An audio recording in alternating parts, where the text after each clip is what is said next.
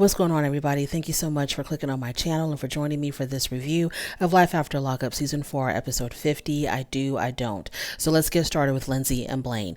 So when we saw Lindsay and Blaine last week, they were in the throes of a very heated argument. Lindsay was very upset because she felt like the weight of the world was on her shoulders. She was having issues with her daughter. She was having issues with Blaine. She felt like, the financial responsibility was only on her because for whatever reason, Blaine was not working. And she was feeling very frustrated and very much on edge. So they had this huge argument where she felt like he wasn't doing enough to pull his own weight in their home. So they separate, they go their own different ways. And so we see Blaine, I guess he started this fire in the middle of the woods somewhere. I don't know where he's at, but there's a fire going and he's throwing stuff in the fire, and he picks up this old nasty toilet and he throws it into the fire. And I guess it's a way for him to release some of the anger and frustration that he's been going through with Lindsay. So at some point, Lindsay calls him, I think, and wants to talk. And so he's on his way to her to talk to her. And then he gets a call from his lawyer. I mean, it's at night, but his lawyer calls him, unless it's wintertime and it got dark early. I'm not sure what the hell's going on, but it was strange to see him get a call from his lawyer and it's dark outside. But anyways, the lawyer calls him and tells him that for $3,000 he can get the ankle monitor taken off of him. Okay, fine.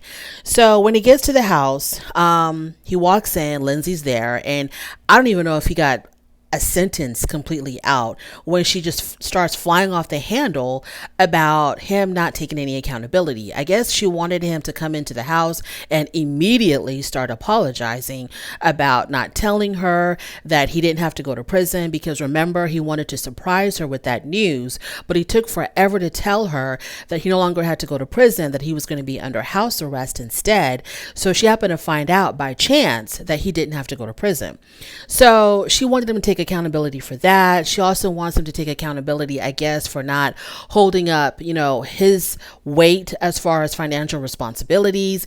And we find out that she's really upset about the fact that he had spent $20,000 to pay off his restitution all at once. So she wanted him to pay, I guess, like on a payment plan, so there'd be more money for the household. But he turned over $20K to pay off all of his legal issues, his legal problems, the restitution, the court fees, the fines, the lawyer fees, because he said he just wanted to get that out of the way. He didn't want that crap hanging over his head. So he wanted to take care of it as soon as possible. Now, my opinion is this. I think that it's his money and he can do what he wants with it. And if she feels like he's not pulling his weight at home, then she can leave or have him leave. But that's his money, so she can't control how he's going to spend his money. They're not married. They're not even engaged. So if he wanted to pay off all his restitution all at once, that's his prerogative. And if he ends up homeless over it, then that's his prerogative. She doesn't have to live with him. She can try to get him evicted, or she can move out and let him, figure it out on his own. But she really has no right to dictate how he spends his money. So Blaine tells Lindsay all the things that he's done for her, because she keeps on going on and on and on about all that she's done. And so then he turns around and he talks about all the stuff that he's done for her, which he's done a lot. He talks about how he had, picked her up from prison, how he had helped her get a job. He goes through this laundry list of stuff that he had done for her. So Blaine also talks about how,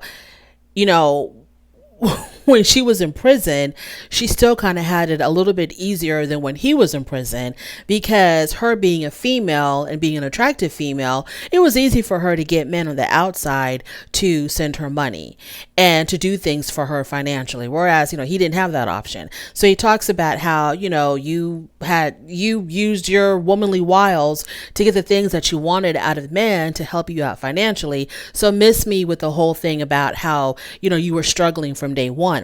So Blaine tells her that Lindsay is really quick to run away from her problems because she threatens to break up with him and to leave. And he tells her that that's what you do. You run away from your problems. You don't deal with your problems. So then he tells her, Lindsay, I love you. So they make up, they kiss, they make up, they talk it out, they promise each other that they're going to do better and that they're going to change. Now, so it ends well with them. Like, they're still together, they're still trying to work things out, and she is still waiting for his proposal. So she does want to marry him, and she talks about in her confessional how she really does love him. She says Blaine is not, she says, I don't have a soft spot for Blaine. Blaine is my soft spot. So I think Lindsay and Blaine are really good together, and I hope that they work it out and that they make it, because I do think that they're really cute. I don't really care to see them ever again, because, you know, Lindsay, I can only take so much of Lindsay. I like Blaine, I have no issue with Blaine, but Lindsay is a little bit much sometimes. So I really want it to work out for them. Moving on to Amber and Puppy. So Amber and Puppy plus Queen, they're in the middle of trying to move out Amber's stuff from TC's home, because Amber has had it with TC. So TC comes home while they're in the middle of, you know, packing and getting stuff out of the house, and, you know, he wants to know what the hell is going on. And so Amber tells him that she can't take it anymore and she's out of there. And she said, then they start arguing about the car and the stuff in the house and who owns what and who gets what. So they're arguing back and forth about that, and it gets so bad that Lindsay needs to take a breather. So she's like, you know, if you were so over me back then, if you were already over me back then, you should have just said so. I don't understand why people stay in a relationship when they no longer want to be with that person. They just let that relationship linger and linger and linger. And either the other person has no idea that they're no longer loved or wanted, or the other person thinks that they can still work things out. But person number one is already over it. They're already done. They're moving on, but they can't seem to break up the relationship. Like, he should have broken up with her a long time ago, but I guess with her, you know, losing the baby, I don't know, maybe he felt sorry for her or something. I don't know why it didn't end any sooner and why it had to come to this. So she steps out because she needs to take a moment, because she was so angry. I thought Amber was going to stroke out or she was going to start hitting him. So she gets so angry that she needs to step out. And what really bothered her was him assuming that she never wanted the baby to begin with.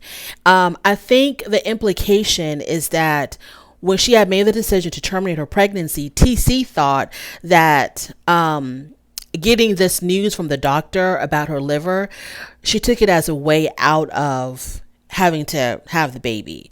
Like, she took that as an excuse to no longer go through with the pregnancy. Like, he probably thought if she had gotten a second or third opinion, they would have been told something a little bit more positive, and maybe there was a possibility of her keeping the baby. But he feels like, you know, she went to the first doctor. The doctor said, okay, it's either going to be you or the baby, but both of you are not going to make it to the end. And then she decided right then and there that she was going to end her pregnancy. And so he said he was really hurt by that. He said as soon as he found out that she was pregnant, he had already envisioned this child that they were going to have. Like, he already saw this child running around in their home, etc. So when she decided to end the pregnancy, he just kind of figured that, you know, it was no big deal to her, and that she really probably didn't want to have the baby to begin with, and so this is what she really wanted all along. So she has to explain to him that no, it was not like that.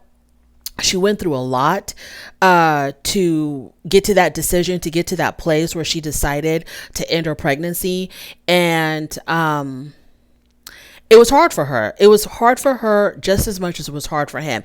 So now that they're having a conversation about it, they kind of understand each other a little bit better. And she even goes up to him and hugs him and tells him that, you know, it's way too late for us now, but we can always be friends. I'll love you. You'll always love me. We'll always be there for one another. But as far as the relationship, you know, it's over and done. It's just a little bit, you know, too little too late. So they kind of end sort of like on a positive note. TC, you know, he's going through some issues about feelings and emotions and how he's processing and dealing with problems in his life. And, you know, Amber is definitely going through some stuff that she needs to work out. So the decision is best for them just to kind of, you know, for them to break apart. And how their issue ends, or how their little story ends, is that Amber does end up moving out of TC's home, and she moves in with Puppy and Queen. And they say that Puppy's paying the rent by selling her clothes.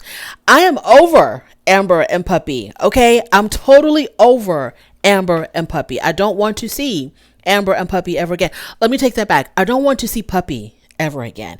I would love to see Amber, and I would love to see her break through whatever, drinking issues that she has and emotional issues that she has. I would love to see Amber in a more positive, more happier space. Puppy I could do without. Moving on to Sarah and Sean. So Sarah and Sean, they dropped the baby off at Sarah's mom's house because Sarah's about to get her surgery, her breast augmentation surgery. So Sean is not happy with Sarah's mom because, he blames Sarah's mom for keeping this whole Anthony thing a secret from him. But Sarah explains that she explained to Sean that it was her fault. She was the one that told her mom not to tell Sean, and that her mom wanted Sean to know the truth from the very, very beginning, that Sarah was seeing Anthony behind his back. So I don't know why Sean doesn't understand that. It's got nothing to do with the mom. The mom was just doing what her daughter wanted to do. So all his anger towards Sarah's mom is just unnecessary, and it didn't make any sense to me. I feel like he really wants to be mad at Sarah, but he can't. So he's going to let this anger linger against her mom. And I thought that was just really unfair for him to treat her mom like that. So he doesn't want to talk to her mom, doesn't want to look at her mom, but they have to drop the baby off. So they drop the baby off, and then she goes off and she gets her damn surgery. And after the surgery, as they're driving from the hospital, I guess, Sean makes a remark about her taking these pain pills because they put her on a pain pill prescription. And she's like, don't worry about it because this is a prescription from my doctor. It's not something that I'm getting off from the streets or that's, from an illegitimate doctor. So this is like perfectly on the up and up. So they go pick up the baby, and Sean is still very salty towards Sarah's mom, and he needs to really get over that. But Sarah tells us that she has no regrets about not being with Anthony, and that Sean was the better choice, and that she loves Sean more than she's ever loved anyone. And then we see Sean, I guess, stepping up and doing what he needs to do to help her out because of her surgery. She can't even lift the baby. So he's giving the baby a bath, and I guess he's going to step up and do what he needs to do to take care of the child and help out Sarah as best as he can. So it looks like they ended on a more positive note. Moving on to Taylor and Chance. So Chance spent the night at a friend's house after that huge fiasco at the damn bar where Taylor caught him at the bar with what was her name? Tanya. She caught him at the bar with Tanya. She assumed that this was some type of a illicit relationship. Chance was showing his whole entire at that bar. He was drunk, he was belligerent, he was rude. It was an ugly, ugly sight. Taylor was crying because Chance was just, treating her so horribly, pushing her away, didn't want to talk to her or make anything work with her that night because he was drunk out of his mind. So it was just a bad night. She should have just stayed home, but you go out there looking for trouble, honey, you're going to find it. So he spent the night at a friend's house that night, and he realized that he's got a problem. He's got a drinking problem, and now his problem is affecting his relationship with Taylor. So the friend tells him, you do have a problem, and you need to get it together, so you have to go to counseling, and you need structure in your life because you are really wilding out here. So Chance is hoping that his relationship isn't over. He blames his bad behavior of the previous night on alcohol.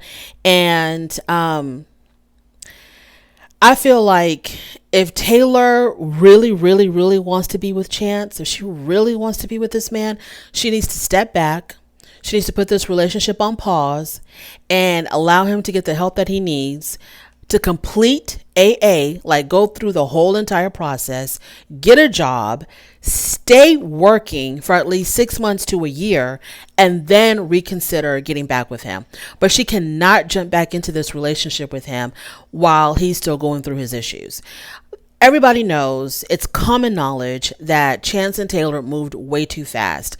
And the detriment of them moving so fast is that there's her 3 other young children that have to go through this, plus they have a new baby together. So now she's really tied to this man, because if it was just her and the girls, I think she'd just kick him to the curb and leave him alone and not bother with him ever again in life. But because now she has a child with him, and she's not going to want to let him go that easily because, they have a kid together, then she needs to wait until he is completely done with AA, wait until he gets a job and stays at that job consistently for at least 6 months to a year. And then, like I said, we consider going back to him. So he comes crawling back to Taylor the next day. And he calls her on the phone. He's parked right in front of the house. He calls her on the phone. He apologizes to her. He tells her that Tanya is a peer educator and that she's like a social worker. I don't know if she works with prisoners or just working with Taylor, or just working with Chance. I don't know. But he tells her that the relationship is completely platonic. She is just a friend and nothing more. So he comes inside the home and they're talking. And, Taylor, of course, is going to take him back. He finally tells her that he doesn't have a job. He finally confesses to her that he doesn't have a job. And Taylor was like, well, you could have told me this earlier and we could have figured something out. But instead, you decided to keep it from me. Taylor says that she doesn't have to put up with this bad behavior, but you will. And that she did better on her own as a single parent. Then go back to that. What's the problem? So Chance said that he was willing to go to counseling. Who's going to pay for it? But they're going to try to make it work. They're going to try to make it. I don't know what they're going to do. Because, look, for whatever reason, Chance doesn't want to get a job where you clock in and clock out. He wants to be an entrepreneur. He wants to own his own business. He wants to do his own thing. But you're going to have to put that dream to the side, honey bunch, and get you a job where you clock in and clock out, and you got to fill out a damn W-2. Or if you want to be a 1099 or be a truck driver or something, but you got to go somewhere where you clock in and clock out. Not this, the whole day to yourself, hustling, trying to pick up work here, trying to pick up work there. You got 4 kids to take care of. 4. And the way y'all be going at it, I'm pretty sure there's going to be a 5th. So Chance, get it together, get you a consistent job. There's a lot of employers out there that don't mind hiring offenders. Okay, get it together, get you a job, get you a 40-hour-a-week type of job, whatever the hell it is, where you're putting in 40 hours a week and you're getting a paycheck every week or every 2 weeks. Quit playing around. Moving on to Eris and Cameron. So Cameron's sisters arrive. I don't know why they got into an argument, him and his sisters. I didn't know what the hell was going on. The sisters get there. One sister, the younger sister, the one who looks the most like Cameron, she brought some alcohol. They start drinking. He took a shot. He only took a shot. He wasn't going overboard. He took a shot. Then the sister got mad at him for taking the shot and said, you should have told me that you didn't want to drink and that I was wrong for bringing the alcohol around you. What? So then Cameron says, if you knew that, why did you bring it? If you already knew that you were wrong for bringing it around me, why did you bring it around me? It made no sense. So they get to arguing and they tell him that he needs to step up. He needs to quit drinking, that he does have a problem. He's got a family to take care of. They just begin lecturing him, telling him stuff that he already knows. And he's working. He says he's going to work every single day. He's doing good in that department, but he does admit to having a drinking problem. And he says that he does need to take care of that because he says that he ended up peeing in the closet because he was so out of it. He was so drunk out of his mind. He took a piss in the closet. Wow. Okay. This is another prime example of a woman just rushing things unnecessarily with someone who's really not ready. And you have a young kid. Now you got your child all involved because Eris has really been forcing her daughter Lena. By the way, Lena to me looks like Damon Wayans. She looks like she could have been Damon Wayans' kid. Anyways, so you're forcing your daughter Lena and Cameron to have this father-daughter relationship. You're just really like putting 20 on 10, Eris. And so now, so you bring this man into your life, you rush him, y'all rush to get married, rush to move in with one another, rush to get pregnant. And I don't know if Cameron is drinking the way that they claim that he's drinking, he probably just doesn't know how to deal with coming from street life to prison life. And now everybody is expecting you to be family man of the year. And you're under this microscope where they're all watching you, making sure that you're perfect and that you're the perfect husband and you're the perfect stepfather and that you'll be the perfect father to this new baby. And it's a lot of pressure on him. He still has these hopes and aspirations of being a rapper, but he's got to do a regular, a regular type of job. And now he's got to take care of this family. He's got to deal with the stepdaughter. He's got to deal with the new baby. He's got to deal with the wife that stays, pressuring him to do right, to get a job and to do this and to do that. I don't know. I mean, I guess he looks like he's taking it well because he's always joking around and he always seems to be like in this jovial mood, but he's probably like completely coming apart inside. And the only way for him to keep it together is to go to that bottle. I have no idea what's going on here. So everybody meets up at this restaurant. So it's Eris and Cameron and Lena, and it is the sisters and Eris's father. So they all meet up at the restaurant because the plan is that Cameron is going to announce to the father and to his sisters that Eris is pregnant. But little does he know that the father already knows about the pregnancy. So they're sitting at the restaurant and Lena got the wrong lemonade. Okay.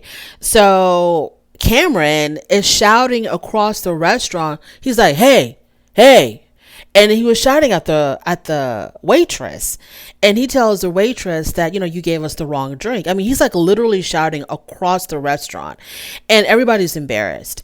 And Eris's dad tells him, there's no need for all that. Act like you got some sense, and don't you ever do that again. Like, what the hell is your problem? Anyways, so then he gets up, he takes off his shirt, and underneath he's wearing a shirt with the baby sonogram, and then he announces to his sisters, because the dad already knew, that they're going to be having a baby. The sisters were literally surprised and shocked. They were really, really shocked. And I loved how the sisters were trying to bond with, little Lena Wayans. I love how they were trying to bond with her, just trying to expand her village, expand her source of love. And I just love that. I really hope that everything is going to work out with Eris and Cameron, because they're going to have a baby together. It has to work out. They need to make it work out. And now you got Lena, her emotions are involved. And I think one of the sisters asked her, she was like, Lena, how are you handling all of this? And I think she said, I'm taking it real slow, or she said something to indicate that, it's been a struggle, but I'm doing the best I can. So, she's going through her issues too with trying to get caught up with all the things that her mom and Cameron are doing. It's a hot mess, but they're going to have a baby together. So what are you going to do? And you can't bring this man into your daughter's life and then kick him back out again. I mean, it's just too much. But hey, they want to go at warp speed. So Lena, I'm sorry, sweetheart, you're going to have to learn how to catch up. Moving on to Monique and Derek. So Derek has Monique meet him somewhere. It's his last day, I think, in Chicago. So he calls her up and he wants her to meet him somewhere. They're always doing these things outside, because the last time when I thought he was going to propose, they were outside. They were like at a park or something with benches. Here we are again. They're outside again with benches. So she's like an hour late, and she has on like a mini skirt. She's dressed, appropriately for the weather, but she does have a mini skirt and her knee-high boots. And when she was walking, I was like, girl, I understand the pain, the pain of thighs rubbing together, child. I understand the pain. So she arrives like an hour late, and he does his whole Derek spiel. He's always like, trying to like, he's like not forcefully talking to her, but he does his thing where he's talking to her a little bit like aggressively, trying to like express his love for her. And it's like, I love you, Monique. I'm not trying to leave you. I love you. So he's explaining to her, he loves her and he wants them to work out. And then he promised that he's going to do better, as he always does. He promised that he's not going to, what can I do to make you trust me, Monique? And Monique is like, well, stop sleeping with your phone in your drawers. So I guess he's gonna, okay, Monique, I'm gonna let you have access to my phone. I'm gonna give you my code. I'm gonna whatever. So making her all these promises. He's going to be a better man. He's going to do better. He's going to stop cheating on her. And he tells her, you know my heart, what every sinner says about the Lord. Like, I'm sinning like crazy over here. I'm sinning Monday through Sunday, 7 days a week. I'm sinning, but the Lord knows my heart. I'm stealing, I'm cheating, I'm cussing, I'm lying, doing all kinds of stuff that the Bible tells me not to do, but the Lord knows my heart. So he takes her to a skating rink, an ice skating rink, and he literally expected Monique to get on some damn skates and get on this ice skating rink where she could have like broken an ankle or fallen or something. So luckily Monique had enough sense to be like, hell to the nah, I'm not doing that. I don't care how much extra money this show is paying me to get on some skates so they can have a scene. I ain't doing it. So she declines getting on the skates, but he does. And so I don't know why he did if she wasn't, because he didn't. Well, if he did skate a lot, they didn't show it to us, but it didn't look like he skated that much, and he barely knew how to ice skate. And so anyways, it gets to the point where he is going to propose to her. So, you know, he gives his little spiel about how much he loves her, on and on and on. And then he tells her that, he tells us, Monique, I want to be your husband. Will you marry me? Or whatever he said. And she actually said yes. I really thought there was a tiny scintilla of hope that she would have said no. But she said yes. So I was like, okay, girl, if you're going to say yes to him, don't you ever in life call your sisters and get them involved in some crazy shenanigans where they have to fight for their lives with his sisters or anybody else, his sisters, his women, or whoever the hell else. And don't you ever in life go to your sisters and get your sisters so worked up about Derek and Derek still cheating that your sisters have to get involved again in your relationship with him and have to get on his case about mistreating you. Now that you've accepted this man's proposal, it is all on you. You handle Derek. You handle Derek and all his women by yourself. Don't you bother nobody else about whatever the hell is going on between you and Derek. He cheats on you. He does whatever. His sisters want to come and fight you. Don't you dare get on that phone and tell your sisters a damn thing, because you have decided now to take on this man and all of his shenanigans single-handedly by yourself. Don't you do it, Monique. Don't you dare do it. So he promises, that he says there's going to be no more females, no more temptation. And as he's saying this, I'm looking at this man's face, and it is saying everything but what the words that are coming out of his mouth. He literally looks like he's about to call a female and arrange a hookup. As he's talking about, no more females and no more cheating and no more temptation. The look on his face was like, when I get off this camera, I'm about to call Shaniqua and we're about to get it on and popping. But anywho, he says he's a retired player. Monique believes him.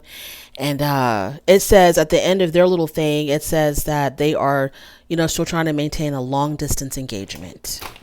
I'm assuming no date has been set. Moving on to Justine and Michael. So Michael's getting ready for his first show. He's really, really, really nervous. When we saw the crowd, I'm not exactly sure why he was so damn nervous. So this is his first show since he's been released from prison, and Justine tries to calm him down and let him know, don't think too much about it. You're going to do fine. You're going to do great. You're Montana Mills. You got this. So he's also nervous because there's going to be some record label scouts in the audience.